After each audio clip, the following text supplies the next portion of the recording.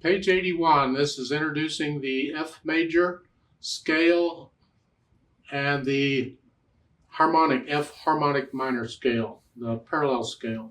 I prefer to do it the way I do it in the videos. I got videos on all the major and minor scales and their arpeggios for the 1 chords, as well as the full diminished 7th chords, because those are good introductory videos if you're just starting to play arpeggios. Those full diminished 7th chords, they're all a minor third apart to make you spread your fingers out.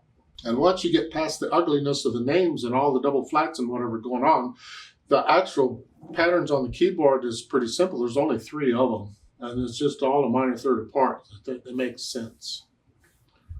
However, they're doing it this way. The F minor scale, well, the right hand is a different fingering than the others because of where the black key is, because the black key is where you'd want to put the thumb. You want to 1, 2, 3, 1. Here, rather awkward. So we do 1, 2, 3, 4. Then you cross under. But you got to cross under a whole lot. Well, if you're doing the trill exercise in the scale videos I have that I suggest, this comes. Because until I was doing that and learned to do it properly, I could not do an F major scale smoothly and evenly. It just, this crossing did not work for me. Did not work for me until I got used to that. The left hand's the same fingering as always. So on the F major scale, you're ending on the 4th beat. You're ending on the 4th. The little finger is not used in the right hand in the scale. If you start at the top, you're starting on 4th finger. Now, if I happen to be in music and I get an F major scale run coming down, but that starts on a G, then I would use little finger to start it. Yeah, something like that, then yes. But for the scale, the little finger is not used in the right hand. And the left hand's only used as a starting finger or a turnaround finger. Here, or a turnaround, okay. Then the harmonic minor has 4 flats. I like to keep the same key signature, so I'm using the same notes on the piano for the most part.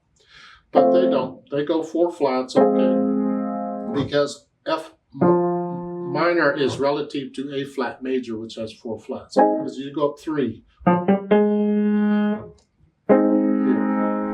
How do you know it's this and not this? Well, just take a minor third. The 3 half steps. 1, 2, 3. And that'll get you there. A minor third will work every time. So it's 4 flats. But it's harmonic, so the 7th step, which is the E, we're going to raise it so it's an E natural. That's all. That's the F harmonic minor. And the arpeggios too, you get those. I teach 4th finger on the F and the F minor. I use 4th finger in the left hand. They do 2 here. Some teachers don't teach that. They teach 3rd finger. Now, I was taught 4. We're saving these other fingers for other things. So we're using 4 when we can. Let me know if you have questions on this, but that's about all we're going to do here.